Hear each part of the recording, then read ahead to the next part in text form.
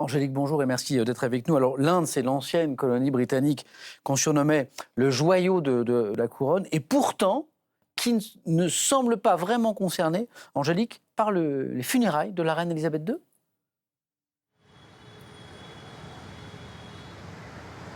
Oui, bonjour Samuel, absolument, rendez-vous compte, aujourd'hui, aucune chaîne de télévision indienne ne diffusera d'édition spéciale pour les obsèques de la reine. Évidemment, ce sera traité sur les chaînes d'information en continu, mais ça ne fait pas les gros titres, tout comme ça ne fait pas les gros titres de la presse écrite. Regardez, je suis venue ce matin avec deux des plus grands journaux indiens publiés en langue anglaise, et sur celui-ci, eh bien, c'est simple, il n'y a tout simplement rien du tout consacré à Elisabeth II.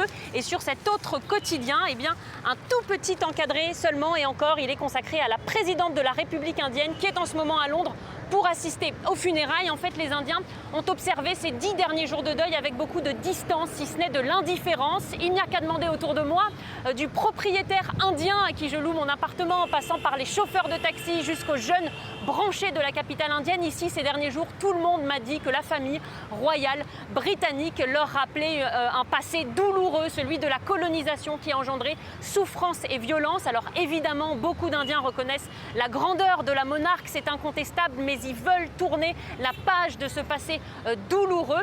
Et cette journée de deuil sera vécue en Inde avec beaucoup moins d'émotion qu'au Royaume-Uni. Alors Angélique, manifestement, il y a un vrai souhait de l'Inde et du parti au pouvoir actuellement de se débarrasser en fait de cet héritage colonial, c'est ça ? C'est exactement ce que veut le parti nationaliste du Premier ministre indien Narendra Modi. Regardez, je vais prendre un exemple très concret. Je suis en ce moment sur l'avenue la plus célèbre d'Inde. Ce sont un peu les Champs-Élysées indiens. Et cette avenue, elle s'appelait il y a encore quelques jours Rajpath, un nom colonial en souvenir du Raj britannique. Désormais, s'appelle Kartavya Path, la route du devoir, un devoir d'émancipation. Et ce n'est pas tout. Juste derrière la très célèbre porte de l'Inde, il y avait il y a encore quelques années une statue.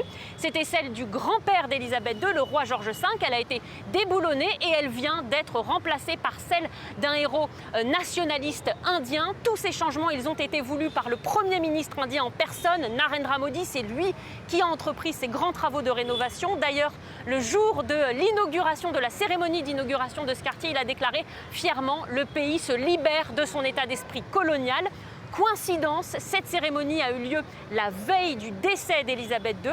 Aujourd'hui sera présente aux funérailles, je vous le disais tout à l'heure, la présidente de la République indienne. Mais l'Inde n'oublie pas qu'elle a vécu près de 300 ans sous le joug des Britanniques. Aujourd'hui, le pouvoir veut se détacher de cette histoire douloureuse pour faire briller davantage la nation indienne.